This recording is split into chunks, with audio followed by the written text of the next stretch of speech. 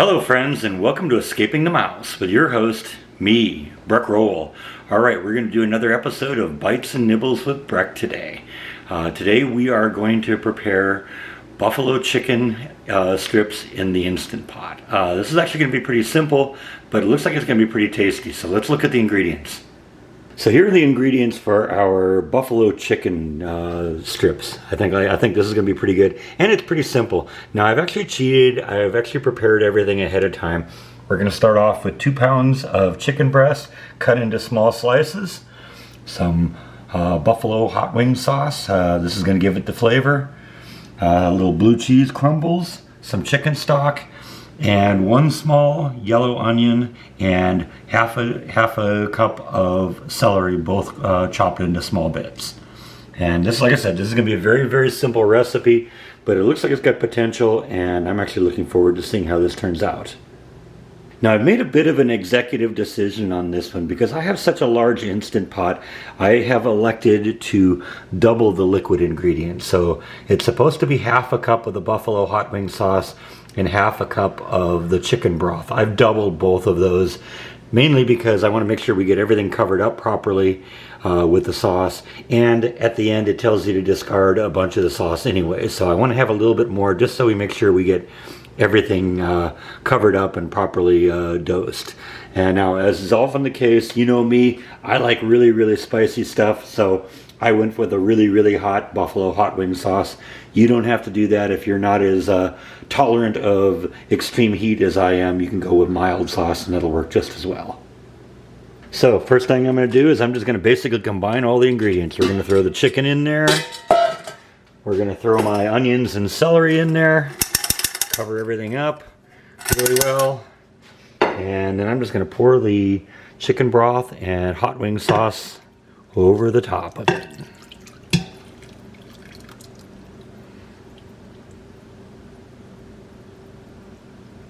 And it doesn't really say this, but I think I'm going to kind of mix it up a little bit with a spoon just to make sure we got a good coating all around. Just make sure we get it nice and coated here, because the meat kind of tends to stick to itself, and we don't want that happening. We want good coating all around.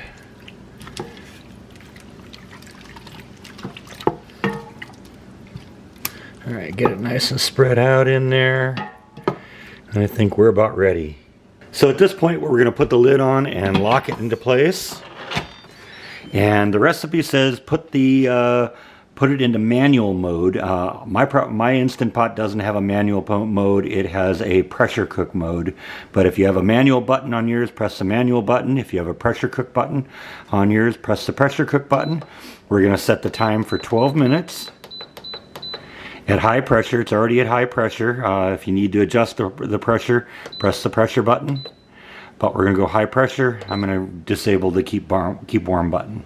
As usual, what will happen now is it'll heat up, and once it hits pressure, the timer will start, and we'll go from there. Catch you in about 12 minutes.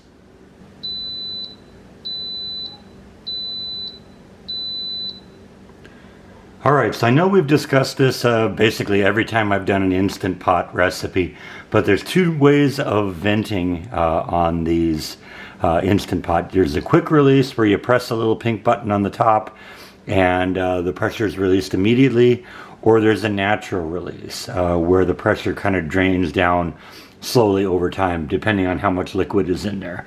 They're recommending this case you naturally release for 5 minutes and then quick release after that. So we're going to do that, and we'll catch up with you in about 5 minutes. Alright, our 5 minutes have passed, and I'm going to quick release the rest. Remember, stay away from there because that's where the heat's coming from. Press the little black button and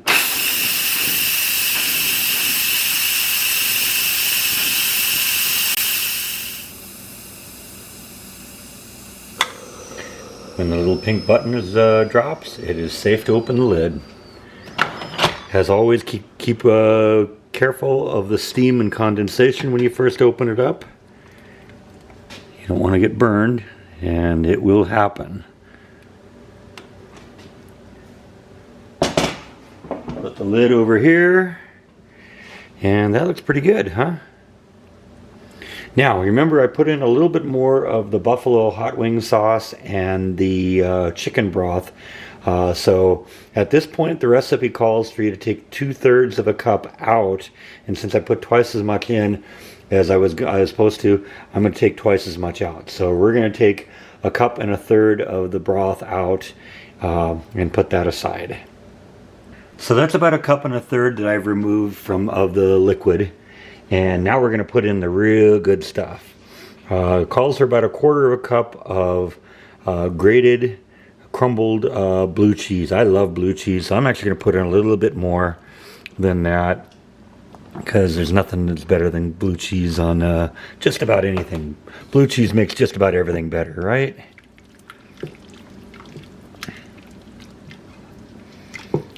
And then we're going to just kind of mix it around a little bit until everything kind of gets mixed in really well.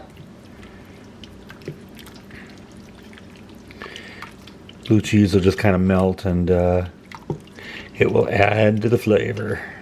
All right, we're going to let that sit for a couple minutes, and we're going to give that its taste test. Catch up with you in a couple. All right, time for the taste test. Now, just as a little perspective, while you're watching this video about 2 weeks from now, the truth is I did this video on the Monday following Thanksgiving.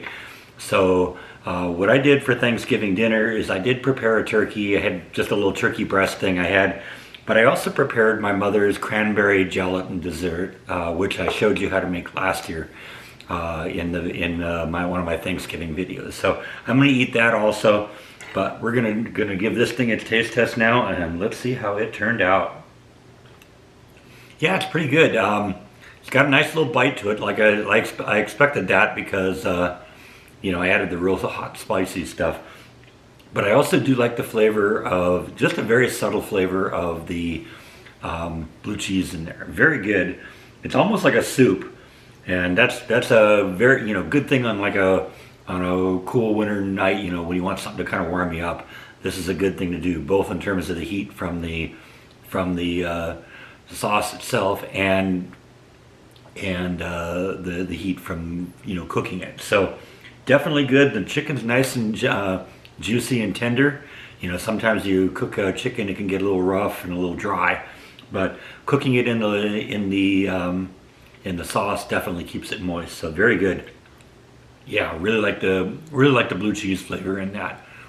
Definitely recommend that. So I'm going to put that in the I'm going to put the recipe in the description below. Check it out if you like it. It was a very easy thing to do. You saw how quickly we produced this.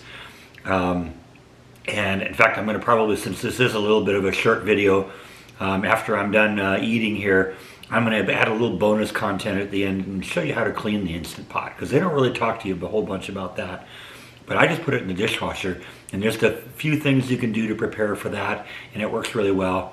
And so I'll show you that. So we'll catch up with you in a couple minutes. Until then, thanks for watching. All right, so like I said in the review, this was a really good meal. But since it went together really quickly, I figured, let's take a couple minutes and discuss how you clean this thing at the end, because they don't really ever discuss that very well.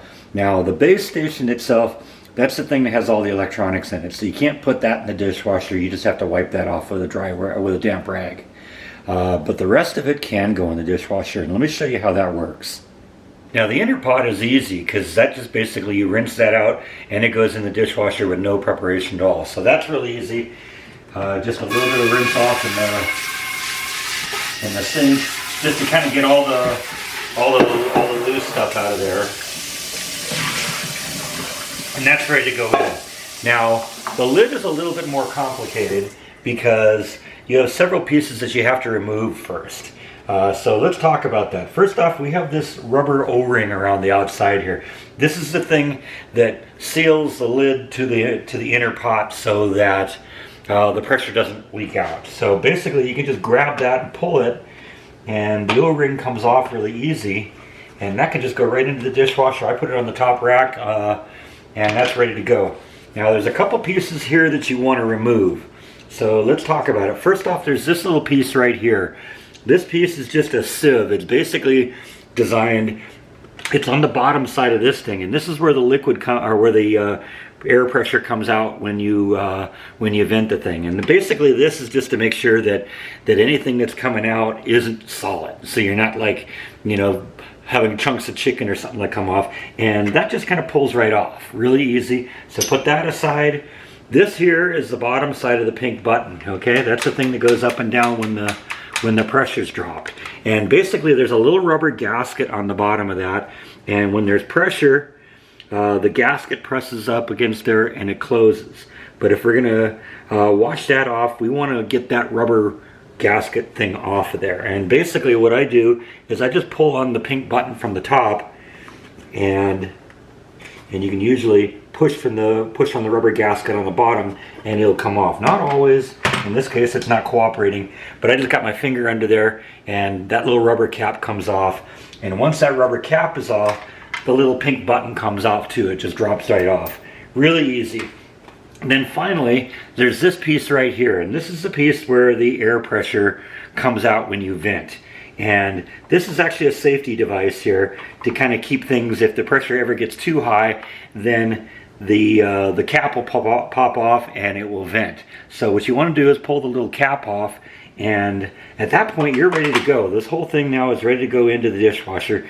Very easy to do that. So I just put this on the top rack, usually you know, on the cup rack on the top.